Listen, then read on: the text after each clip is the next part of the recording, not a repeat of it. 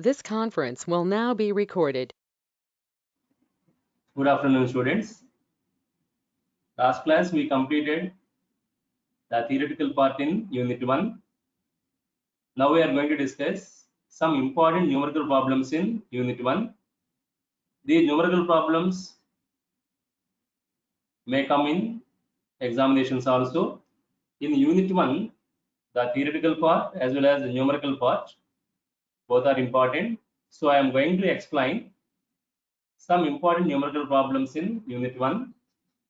Please check the screen share on your cell phones.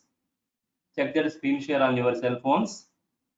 I am going to explain in the today's class the numerical problems in Unit 1 and also I will start the Unit 2 in Foundation Engineering. Please look at that first problem. The first numerical problem, two soil samplers have area ratio of 10.9% and 21%. Which do you recommend for better soil sampling and why? In the theory, I explained the design features of soil samplers. You know, soil samplers are having 4 diameters. Diameter of core cutter D1, diameter of core cutter D2. D1 is the internal diameter, D2 is the external diameter. Diameter of sampling tube, internal diameter of sampling tube D3, external diameter of sampling tube D4. I explained that in the theory, soil samplers are having the design features. The first design feature of soil sampler is area ratio, AR. Area ratio is equal to D2 square minus D1 square by D1 square into 100. So at that theoretical, at that design features, I explained the soil samplers area ratio should be 10% or less. To collect good quality of soil sample, the soil samplers area ratio should be 10% or less. So in the first problem, they have given two soil samplers. First soil sampler area ratio 10.9%, second soil sampler area ratio 21%. Then they asked us in the numerical problem, what is your recommendation about these two soil samplers? So check in that problem that area ratio values. First soil sample area ratio 10.9%. Second soil sample area ratio 21%. Since the second soil sampler ratio, area ratio, the second soil sampler area ratio 21% larger value, we cannot recommend that second soil sampler to collect the soil samples at the bottom of the borehole. Actually, area ratio should be 10% or less for soil samplers. For the first soil sampler, area ratio 10.9%. But for the second soil sampler, area ratio is 21%. Since that area ratio of second soil sampler is higher than 10%, the second soil sampler is not at all good, not at all suitable to collect the good quality of soil samples. So for 2 marks questions, you may get from Unit 1 this type of numerical problems.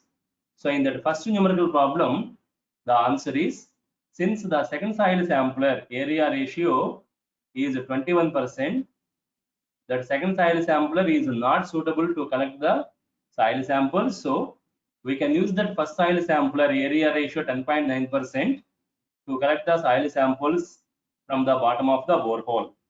Then check the second numerical problem. Compute the area ratio of a soil sampler. Compute the area ratio of a soil sampler with inside diameter 70 mm, thickness is 2 mm.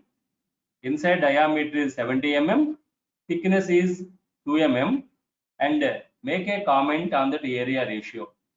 So in the second problem, we are asked to find out the area ratio of a soil sampler. So in that problem, that is 70 mm inside diameter, take it as D1. So in the second numerical problem, The inside diameter 70 mm is taken as D1 since the thickness is 2 mm. Since the thickness is 2 mm, the outside diameter of that soil sampler is D2. That D2 is equal to internal diameter plus 2 times the thickness. On both sides, the thickness is there. So the external diameter of the soil sampler is equal to internal diameter plus 2 times the thickness of the soil sampler. So that external diameter D2 is equal to 70 mm internal diameter plus 2 into 2, that is thickness. So that external diameter D2 comes to 74 mm. So in this problem, the internal diameter is 70 mm D1, the external diameter is 74 mm D2. Then find out that area ratio. We know that the basic formula for area ratio of soil sample is D2 square minus D1 square by D1 square into 100. D2 is 74 minus D1. D1 is 70. So that is that formula. So that area ratio of that second soil, the soil sampler in that second problem, D2 square minus D1 square by D1 square into 100. So 74 square minus 70 square divided by 70 square into 100, that area ratio comes to 11.76. 11.76%. Check that area ratio. We discussed in that design features. For a good soil sampler, area ratio should be less than or equal to 10%. So that area ratio of a good soil sampler is either 10% or less. But in this problem, since that area ratio is 11.76%, since it is more than 10%, we cannot use this soil sampler to collect good quality of undisturbed soil samples. That is the comment. Since that area ratio is 11.76%, more than 10%, we cannot use the soil sampler to collect good quality of undisturbed soil samples. We can use the soil sampler to collect the disturbed soil samples from the bottom of the borehole. So this is the second numerical problem in this unit 1. Second numerical problem in unit 1. Now check the third numerical problem. Please everyone observe that third problem on your cell phone screens. This third numerical problem is based on the standard penetration test. In the theory, I explained the standard penetration number. The recorded standard penetration number is the number of hammer blows applied on the standard split spoon soil sampler for a total penetration of 300 mm at the bottom of the borehole. That is the recorded standard penetration number. Neglecting the seating penetration, that is the first penetration of 150 mm, we add the number of hammer blows for the second 150 mm penetration and also the number of hammer blows for the third 150 mm penetration. Thereby you will get the recorded number of hammer blows, that is the standard penetration number, the total number of hammer blows applied on the soil sampler for a penetration of 300 mm, neglecting the first 150 mm penetration. That is the recorded standard penetration number. And in that we discuss two corrections must be applied for that standard penetration number, for that recorded standard penetration number. First correction is dilatancy correction due to the water table, dilatancy correction because of pore water pressure. Second one is the overburden correction. So in that third problem, a SPT, standard penetration test, was conducted for a fine sand below the water table, and the n value means standard penetration number, n value of 35 was obtained. 35 was obtained. What is the corrected value of n. So in that problem, since that overburden pressure is not given, the overburden pressure is not given, so we are asked to apply only the dilutancy correction. Since that fine sand is below the water table, in that third problem, we are asked to apply only the dilutancy correction. So in this numerical problem, so the third problem, the SPT was conducted for a fine sand below the water table and the n value of 35 was obtained. What is the corrected value of n? So in this third problem, we are applying only the dilutancy correction. I explained in the theory as per Terzaghi and Peck, the dilutancy correction applied to the recorded standard penetration number, then the corrected standard penetration number NC is equal to, as per the Terzaghi and Peck, NC is equal to n plus half into that NC is equal to the corrected standard penetration number. In the dilutancy correction, the standard corrected penetration number, the corrected standard penetration number NC is equal to 15 plus half into NR minus 15. That is the equation. So as per Terzaghi and Peck,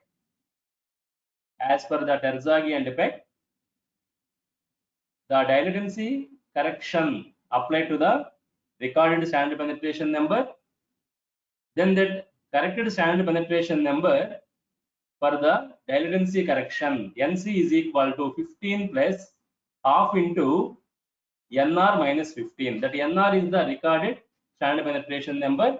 Since in this problem that recorded standard penetration number is 35, it is more than 15. Since it is 35, this is the equation, Terzaghi-Peck equation, to find out that corrected standard penetration number for dilutancy. So this is NC, the standard penetration number by applying the dilutancy correction. NC is equal to 15 plus half into recorded standard penetration number minus 15. What is this recorded standard penetration number? 35. They are given in the problem, it is 35. So substitute that 35. This is the recorded standard penetration number. So the corrected standard penetration number for the dilutancy correction is 15 plus half into 35 minus 15. Simplify this right hand side, you will get the correct standard penetration number as 25. So in the third problem, we applied only the dilutancy correction for the recorded standard penetration number. Then check that fourth problem. Again, it is on standard penetration test, the fourth problem. In that fourth problem, look at the data. The SPT was performed at a depth of 20 meters in a dense sand deposit, which has an unit weight of 17.5 kilonewton per meter cube. If the observed, that is the recorded, if the observed n value is 48, what is the n value corrected for overburden pressure? So in the fourth problem, there is no data regarding the water table. Since that water table is not there in the fourth problem, in that fourth problem, we must apply only the overburden correction to the observed standard penetration number. So to solve that fourth problem, first we must understand which type of correction should be applied to that standard penetration number. In the previous problem, third problem, they mentioned the soil is below the water table. Since that is there in the third problem, we applied only dilutancy correction. Whereas in the fourth problem, water table data is not given. Since that water table is not given in the fourth problem, we need not to apply the dilutancy correction, and we are asked to apply only that overburden correction. As explained in the theory, the overburden correction is applied to the observed standard penetration number. That overburden correction for that standard penetration number, according to that, the correct standard penetration number by applying the overburden correction, NC is equal to NR, that is the recorded channel penetration number, into 350 divided by sigma plus 70. That is that equation of overburden correction to the observed channel penetration number or the recorded channel penetration number. So if you apply that overburden correction to the channel penetration number, then the correct channel penetration number NC is equal to NR into 350 divided by sigma plus 70. In that problem, in the fourth problem, they have given the observed channel penetration number is 48. But what is this sigma in this equation? Sigma in this equation, that sigma is the overburden stress. Sigma is the overburden stress in that channel penetration test. Then what is this overburden stress? The overburden stress is equal to the weight of the soil layer above the place where we conduct the channel penetration test. So in this problem, they have given that the test was conducted at a depth of 20 meter. Up to this 20 meter depth, the unit weight of soil is 17.5. So by using this unit weight and this depth, we can calculate that magnitude of overburden stress.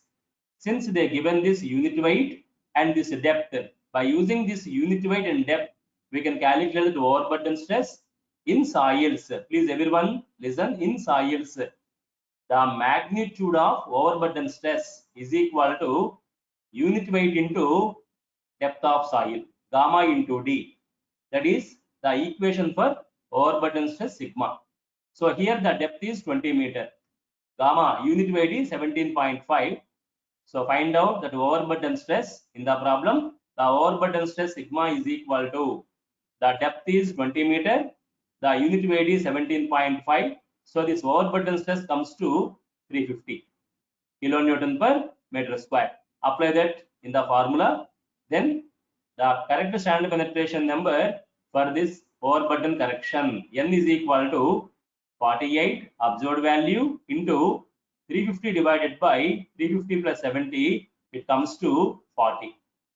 So in the third problem, we applied only the dilatancy correction.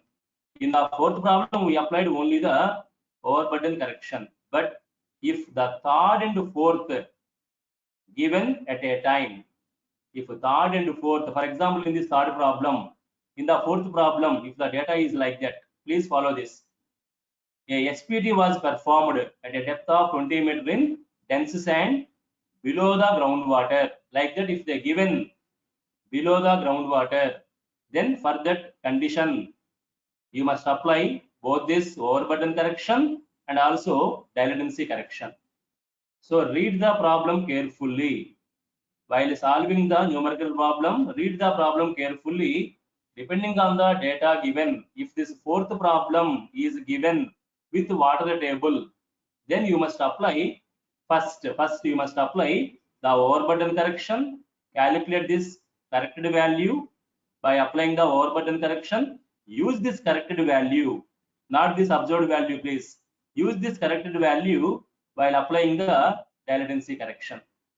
So if the problem is containing, if the same problem, a SPT, channel penetration test, was performed at a depth of 20 meter in the dense sand below the groundwater table, which has a unit weight of 17.5 kilonewton per meter square.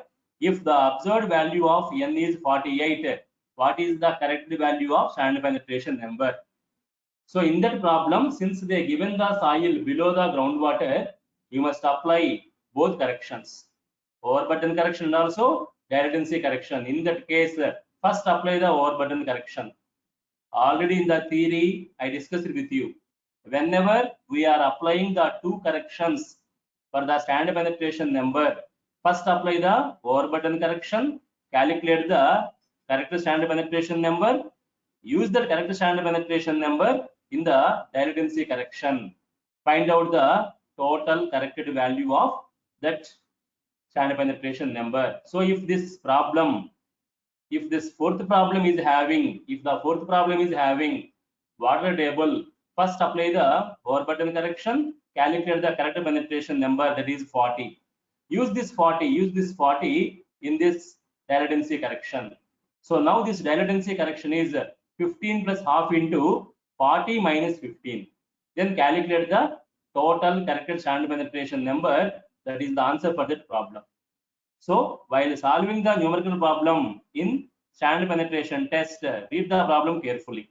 Now coming to the next problem. This next problem, fifth problem, is on the vane shear test. The fifth problem is on the field vane shear test. Check the data. A vane, that is shear vane. A vane 75 mm overall diameter and 150 mm height. They given the diameter D, capital D, 75 mm. The height is 150 mm. Was used in clay deposit, and the failure occurred at a torque of 90 Newton meter. So at the time of failure, the maximum torque acting on that soil is 90 Newton meter. What is the undrained shear strength of clay, that particular soil? So in that fifth problem, they conducted the in situ vane shear test, and they asked us to find out the undrained shear strength of the soil deposit. So check the given data. They given the diameter of the vane 75 mm, capital D. They given the height of vane H 150 mm, and also they given the maximum torque applied on the shear vane. That maximum torque is 90 Newton meter. Since diameter D is in millimeter, height is also H 150 mm millimeter. First convert that maximum torque T in Newton millimeter, not in Newton meter. Convert that maximum torque T to Newton millimeter. In terms of Newton meter, that maximum torque is 90 Newton meter. We know that for 1 meter, 1000 millimeter. So convert this value into Newton millimeter. So it comes to 90,000 Newton millimeter. Then in the vane shear test, I explained one formula to calculate this undrained shear strength of soil.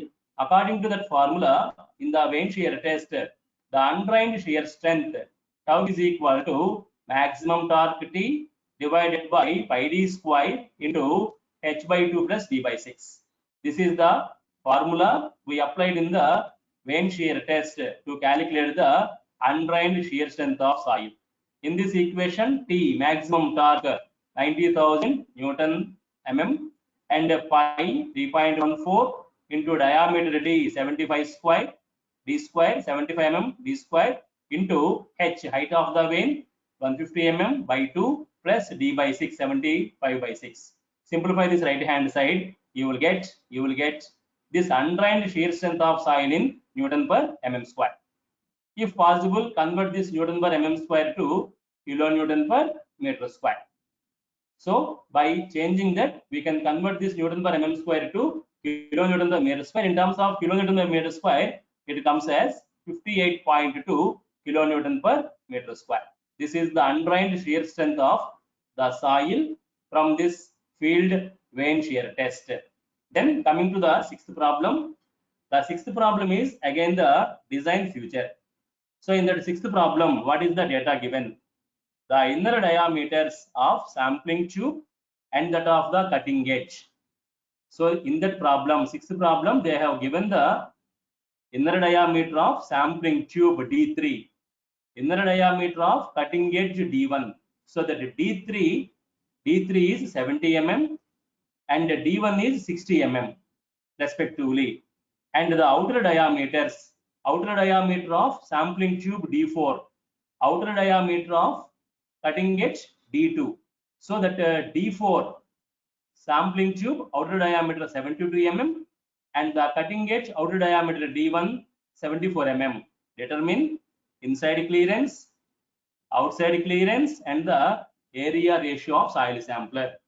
So in this problem, they have given D1 is equal to 68 mm, D2 is equal to 74 mm, D3 is equal to 70 mm and D4 is equal to 72 mm.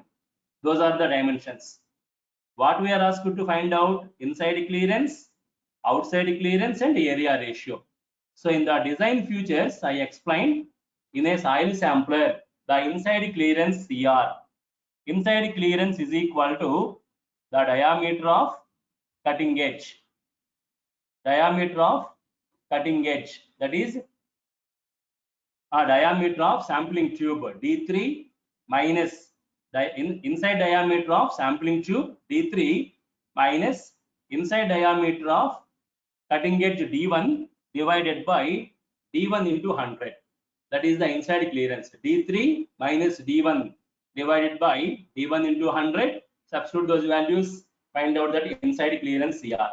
So that D3 60, 70, D1 68 by 68 into 100, you will get the inside clearance, followed by outside clearance. Outside clearance is equal to D2 minus D4 divided by D4 into 100. That is outside clearance equation. D4 is 74, diameter of outer, that cutting edge, D4, D2 only, D2 minus D4 divided by D4 into 100. That is that outside clearance. D2 minus D4 divided by D4 into 100. D2 outside diameter of cutting edge 74, and D2 outside diameter of cutting edge 74, and D4 is outside diameter of sampling tube 72. So substitute them, 74 minus 72 by 72 into 100, you will get that outside clearance. Then that area ratio. That area ratio is equal to D2 square minus D1 square by D1 square into 100. Substitute that, you will get that area ratio 18.43. So this is the sixth numerical problem in unit 1. Okay students, with this I am going to stop the numerical problems in unit 1. If anybody is having doubt regarding this discussion on numerical problem, you please ask me. You please ask me if anybody is having doubt in this discussion of numerical problems. I will explain those doubts. After that, I will start the second unit. If anybody is having doubt in this numerical problem, please ask me. I explained 6 numerical problems in unit 1. If you have any doubts regarding these numerical problems, you please ask me.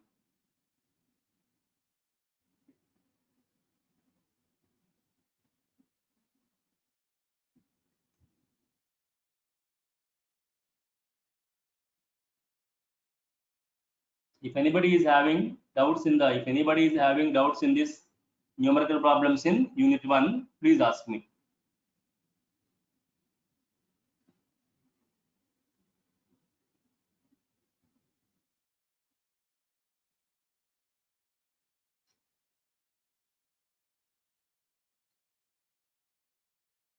Please give me the response. Is there any doubts? Okay.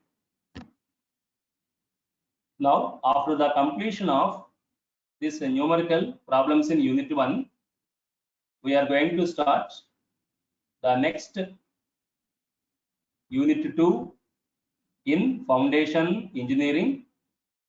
The unit 2 is also a practical unit in the field of civil engineering. The unit 2 is also an important practical unit. We use that unit 2 in some important constructions. As a geotechnical engineer or as a civil engineer, you must also know that unit 2 concepts also. So we are going to discuss the second unit in foundation engineering. Please everyone watch this unit 2. In unit 2, we are going to discuss the stability of soil slopes. That is the concept in unit 2, stability of soil slopes. Now, before going to discuss this unit 2, first I am going to revise some basics in geotechnical engineering. In the third BTech first semester, you studied the geotechnical engineering. I require that complete knowledge of geotechnical engineering to understand this concept of stability of soil slopes. That's why first I am going to revise the basics of geotechnical engineering. After that, I will explain what is meant by the stability of soil slopes in foundation engineering. So, we are going to discuss this unit 2 again from the basics of geotechnical engineering. Check this PPT on your cell phone screens, everyone please. In the geotechnical engineering, you might have studied the definition of soil in geotechnical engineering. The soil is not only useful for civil engineer, soil is useful for geologist, soil is useful for agriculture, soil is also an important material in civil engineering. In geology, we have one definition of soil. The upper loose material, the loose material in the upper crust of earth is called soil. That is the definition of soil in geology. In agriculture, the soil is a material available on the earth surface which supports the growth of plants. That is the definition of soil in agriculture. Whereas in civil engineering, we have the another definition of soil. I hope you studied this definition of soil in civil engineering in your third BTech first semester geotechnical engineering. Please remember the definition. What is the definition of soil in civil engineering? To a civil engineer, the term soil means. This definition is given by the father of civil engineer, Carl Terzaghi. According to Terzaghi, the soil is the loose, unconsolidated, inorganic material on the earth crust, reduced by the disintegration of rocks overlaying the hard rock with or without organic matter. This is the definition of soil in civil engineering given by the father of civil engineer, Carl Terzaghi. So, to a civil engineer, the soil definition, it is the loose, unconsolidated inorganic material on the earth crust produced by disintegration of rocks. This is very, very important. The soils are formed on the earth surface by disintegration, weathering of rocks, overlaying the hard rock. Always below the soil, we have the hard rock, overlaying the hard rock with or without organic matter. This is the definition of soil in civil engineering. Now, origin of soils. All these concepts you might have studied in third year first semester in geotechnical engineering. What is that origin of soils?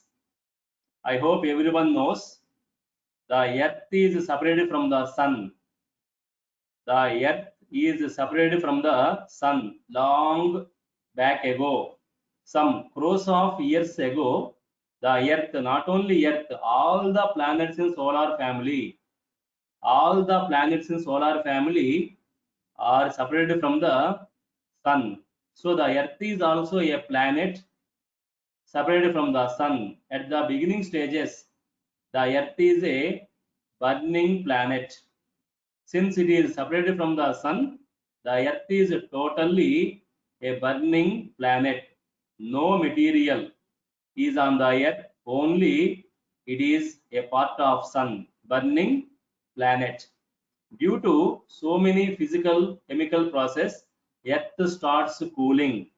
Once earth starts cooling, the magma, the lava on the top of the earth subjected to solidification, solid. I hope you know, still inside the earth, even today also inside the earth, when volcanoes erupted, the burning lava coming onto the earth surface. Even today also, the earth is having that burning lava at a deeper depths.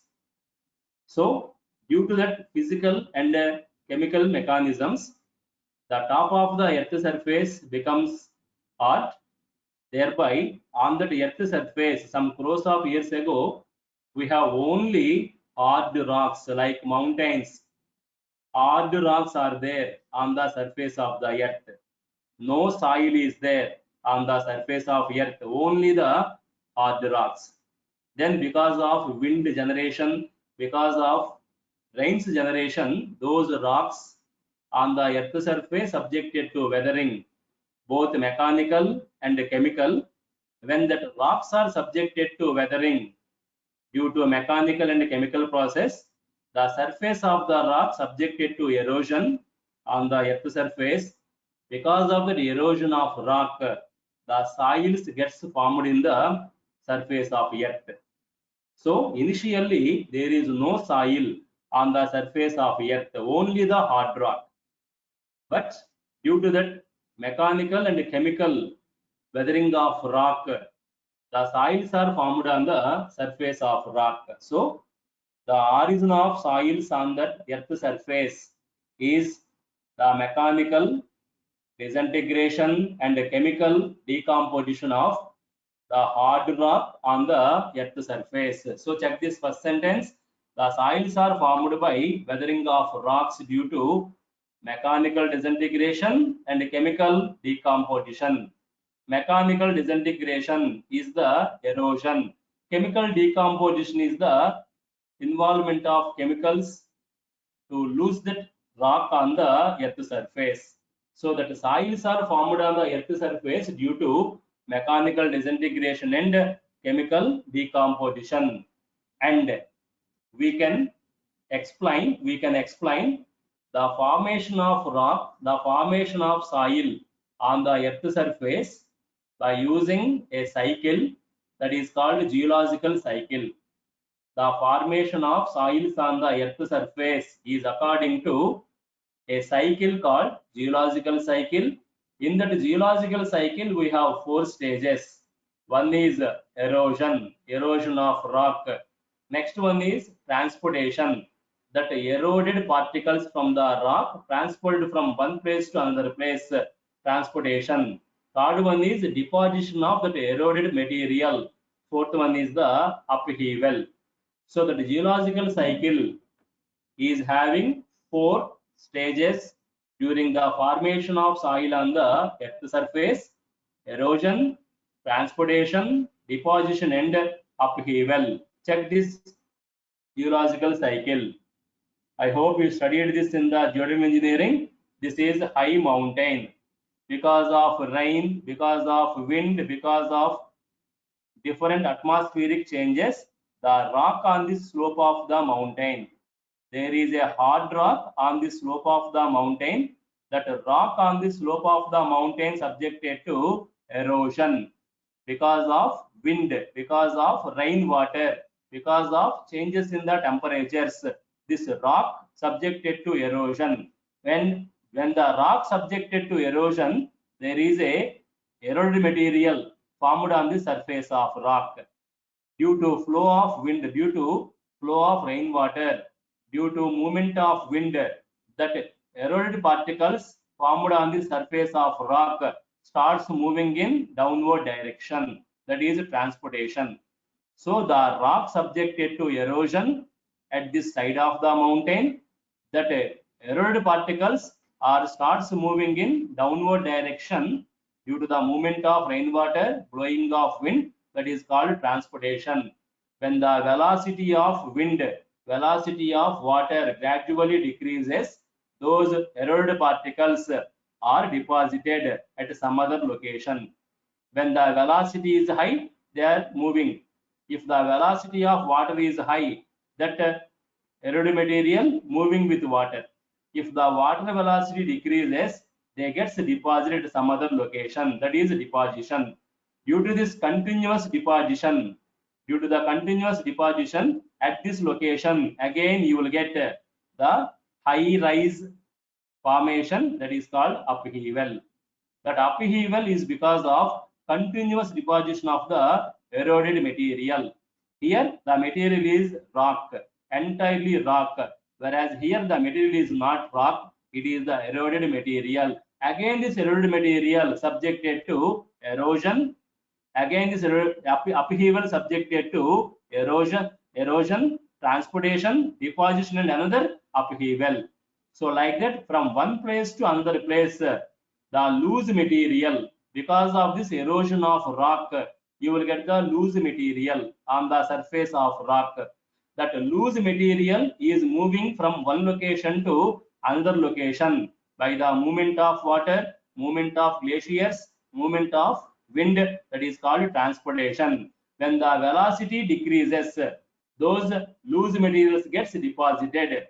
Because of continuous deposition, again you will get a high rise formation, that is called upheaval. Again on this upheaval, you have the erosion, that is the erosion of this material converts to further loose material, then transportation, then deposition, then upheaval. So like that, from one location to another location, we are having this formation of the soils. This entire process is called the geological cycle.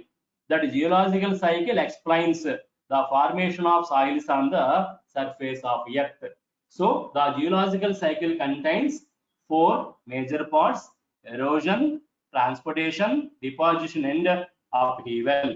Then coming to the formation of soil, just now I explained the soils are formed by mechanical disintegration and chemical decomposition. When the rock subjected to mechanical disintegration, we will get the type of soils like gravel and sand on the earth surface.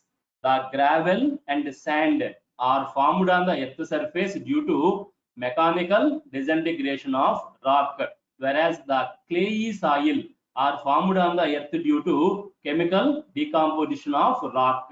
So that mechanical disintegration forms that gravel and sand on the earth surface. The clayey soils are formed due to chemical decomposition of rocks on earth surface. Then we know that the soils are having two types of properties. One is called index property, next one is called the engineering property. In unit 2 of geological engineering, you might have studied these properties. The soils are having two types of properties: index properties and engineering properties. What are the index properties of soils? Whether the soil is a clayey soil or sandy soil, or portionless soil or coastal soil, what are the index properties of soils? The index property, the soils index properties are stable. Please give me the response. Can you hear my voice? 130. Please give me the response. Can you hear my voice?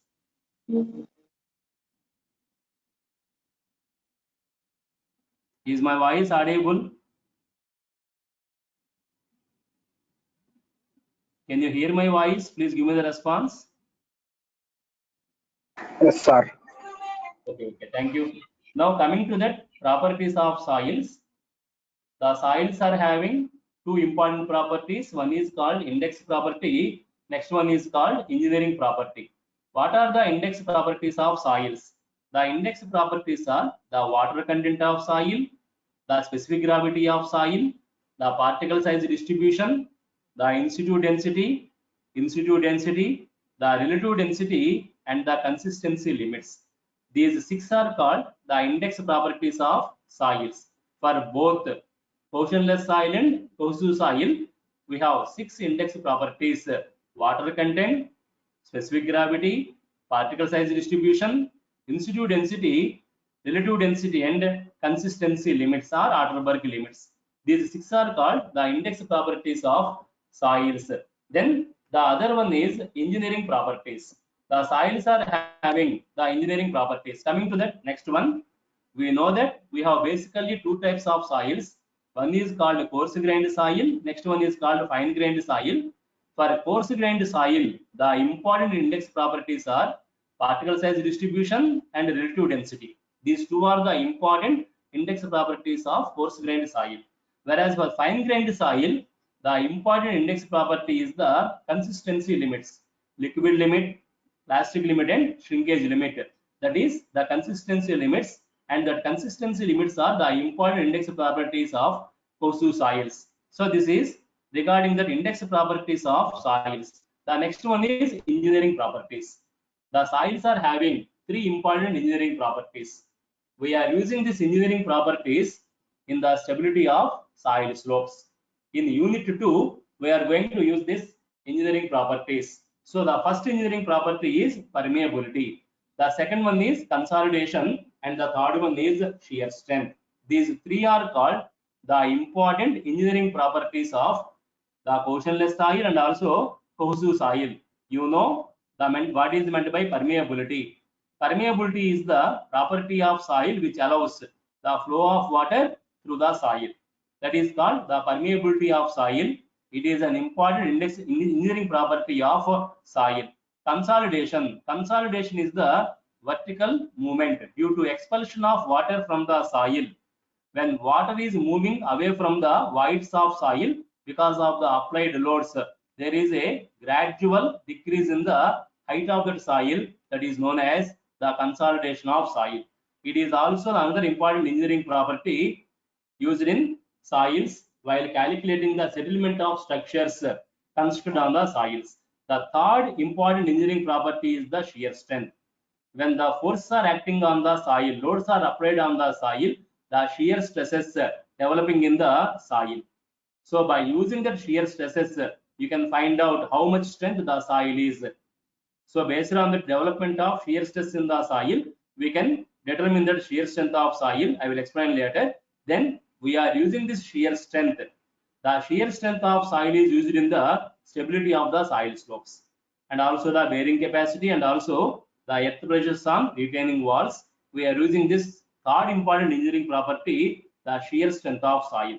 So like that, the soils are having three important engineering properties: the permeability, the consolidation and shear strength. And in unit 2, we are using that shear strength engineering property to discuss the concepts in unit 2.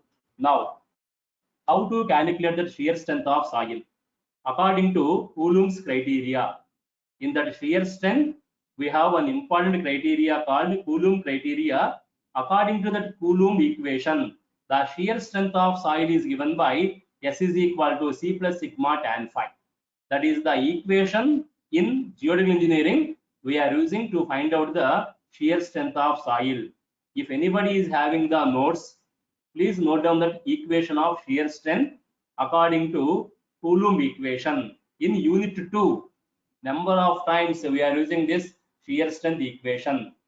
That's why I am repeating the basics of geotechnical engineering before going to start this unit 2. All these comes in first semester geotechnical engineering. The shear strength of soil is calculated by using the Coulomb equation. That Coulomb equation is the shear strength S is equal to C plus sigma tan phi. In that equation, S indicates the shear strength of soil. C is called the cohesion of soil. What is meant by cohesion? In soils, we have soil particles. In soils, we have soil particles. The soil particles attract with each other. There is an attraction between the soil particles. That attraction is called cohesion. In sands, in sandy soil, there is no attraction between the soil particles. So in sandy soil, the cohesion C is equal to 0. Whereas in clayey soils, like black cotton soil, like some other clayey soil, there is the attraction between the soil particles because of that surfacial forces. Due to that attraction, those soils, clays, are having the property of cohesion C. Cohesion C is the attraction between the attractive force between the soil particles. Then sigma is the vertical normal stress. Vertical stress acting on the soil, and phi, angle phi is called the angle of shearing resistance. Between the soil particles, there is a friction. Since the soil particles are irregular in shape, some soil particles, they are having that friction between them. Because of the friction between the soil particles, we have that angle phi called the angle of internal friction or the angle of shearing resistance. So that equation S is equal to C plus sigma tan phi is called Coulomb equation. By using that Coulomb equation, you can find out the shear strength of soil. S is equal to C plus sigma tan phi. Please remember, in unit 2, number of times we are using that equation of Coulomb. Then this same equation is later modified by Terzaghi. Terzaghi modified this equation and he defined the shear strength S is equal to C dash plus sigma dash into tan phi dash. So like that, Terzaghi modified this Coulomb equation to calculate the shear strength of soil. S is equal to C dash. C dash is called effective cohesion. It is the cohesion between only the soil particles. There is no water layer. Only the cohesion between the soil particles without water layer is called effective cohesion. Sigma dash, the effective vertical normal stress. The normal stress developed between only the soil particles without water. Then phi dash is called the effective angle of internal friction. So like that, Terzaghi modified this Coulomb equation to find out the shear strength of soil. According to Terzaghi, S is equal to C dash plus sigma dash into tan phi dash. So by using this equation, we can find out the shear strength of soil. In civil engineering, S is equal to C plus sigma into tan phi dash. Then this is the equation given by Carl Terzaghi. So by applying that effective stress concept, Carl Terzaghi proposed the effective stress concept. In Unit 2, geodynamic engineering, you might have studied total stress, effective stress, and pore water stress. These three are the stresses in soils. Total stress, effective stress, and pore water stress. That effective stress was developed by the father of geodynamic engineering, Carl Terzaghi. In terms of the effective stress, the shear strength is given by S is equal to C dash plus sigma dash into tan phi dash. C dash is called the effective cohesion. Sigma dash is called the effective normal vertical stress. Phi dash is called the effective angle of internal friction. So either by using that Carl Terzaghi equation or the Coulomb equation, we can find out the shear strength of soil. I hope you remember, you studied in geodynamic engineering, the effective stress in soil is equal to total stress minus the pore water pressure. This equation was developed by Carl Terzaghi. In soils, we have three types of stresses. One is the total normal stress, sigma. Total normal stress is equal to total load divided by area of soil. That is the total normal stress. That total stress is taken by soil particles and also the water in the soil particles. Between the soil particles, we have empty spaces called pore spaces. That pore spaces are filled with water in the fully saturated condition. When the load is acting on the soil, some load is taken by soil particles and some load is taken by the water in the pore spaces. The load acting on the soil particles only produces the stress in the soil particles, that is called effective stress. The load acting on the water in pore spaces only produces the stress in water, that is called pore water pressure. So the total stress sigma is equal to the stress developed in the soil particles only, that is the effective stress sigma dash, plus the stress developing in the pore water in soils, that is U. So sigma is equal to sigma dash plus U. From that, sigma dash is equal to sigma minus U. This is the equation proposed by Carl Terzaghi to find out the effective stress in soils.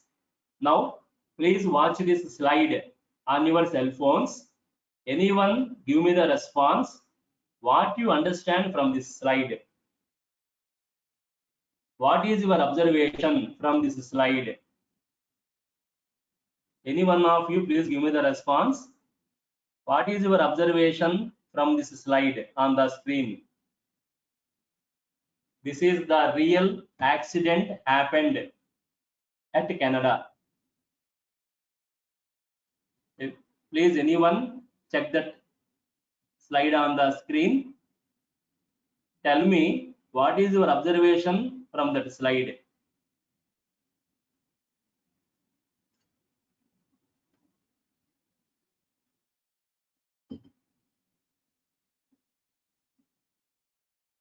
Any other responses, please?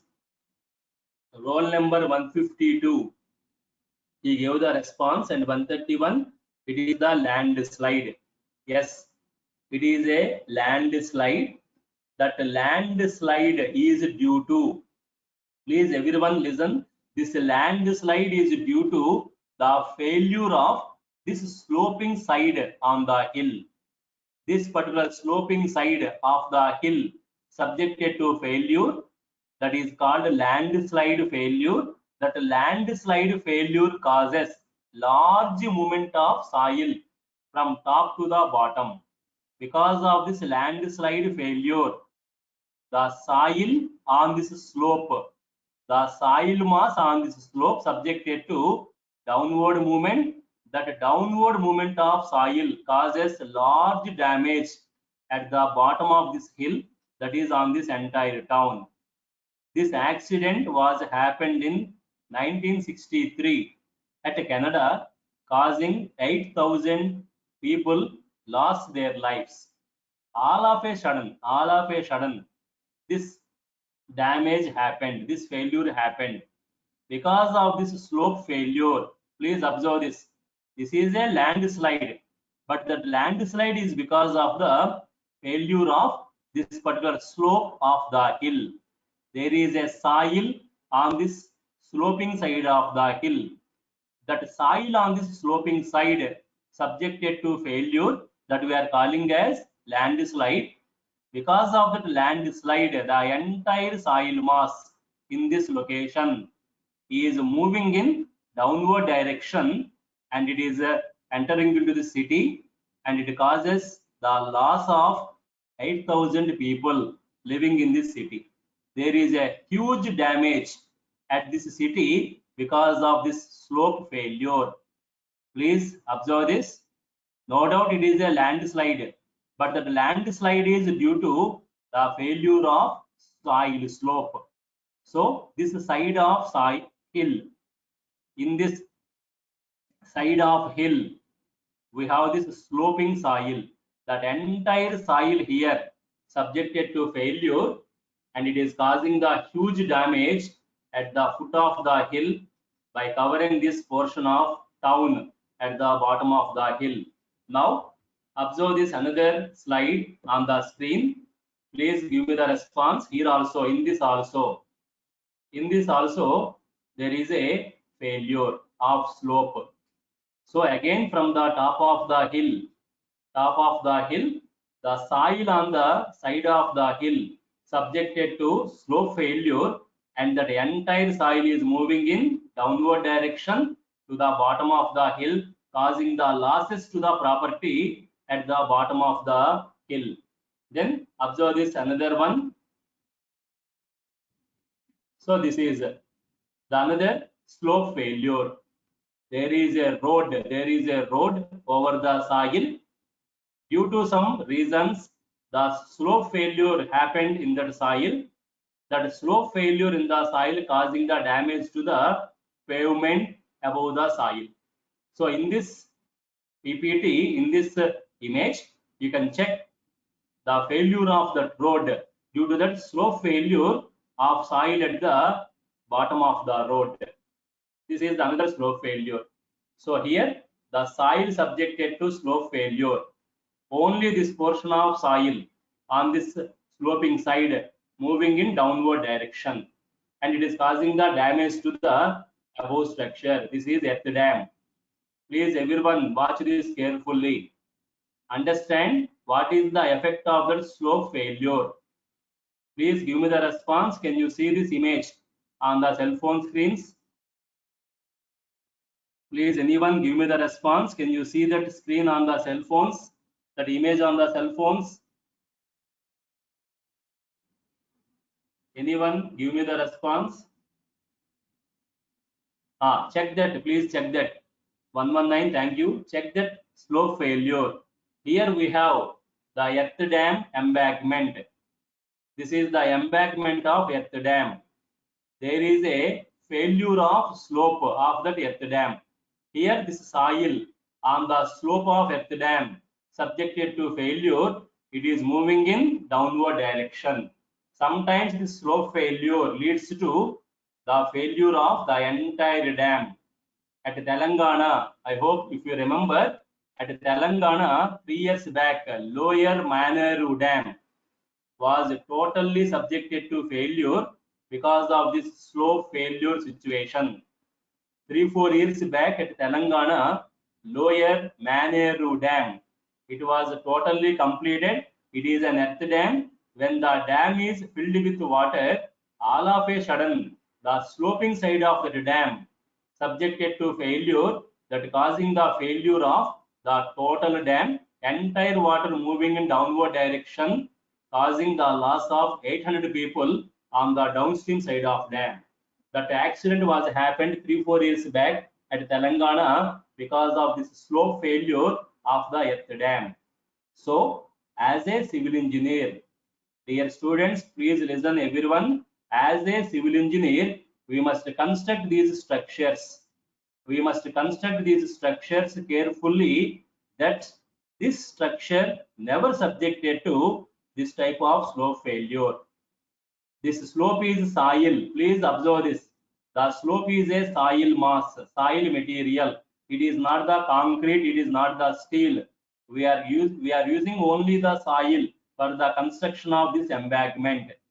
Since it is a soil, always there is a problem of failure in soils. But as a civil engineer, we must design this slope. You must design this slope such that there is no failure of soil on that slope. So please again watch that damages to the failure of soil slopes. So when that soil slope subjected to failures, it causes a lot of damages. This is also the failure of soil slope. While constructing this road on this soil slope, this is called embankment. This high-rise portion is called embankment. That embankment is having that sloping soil. If that sloping soil is not properly designed, it is the duty of civil engineer to design the soil slope carefully. If that soil slope is not designed carefully, definitely in future that soil slope subjected to failure, it causing the accident, it causing the damage to this entire portion of road. So like that, the soil slope failures causing the heavy losses. The heavy here also, the failure is due to soil slope failure. The landslides, the slope failure of embankments, the slope failure of earth dams, causing the heavy losses. So as a civil engineer, we must design these soil slopes very carefully. In unit 2, we are going to discuss how to design these soil slopes. I will tell you later where we use these soil slopes in civil engineering. Number of cases we are using these soil slopes. Earth dam is one example, like that embankments, like that canals also having soil slopes on the sides. So in all those cases, canals, embankments, earth dams, we are using the soil slopes at the ends. Then that soil slope should be stable. It is never subjected to failure in the future. If the soil slope subjected to failure, there is a heavy loss of property as well as lives. So as a civil engineer, we must design the soil slopes very precautiously. Those concepts we are going to discuss in unit 2. Not only that construction, we can also find out whether that land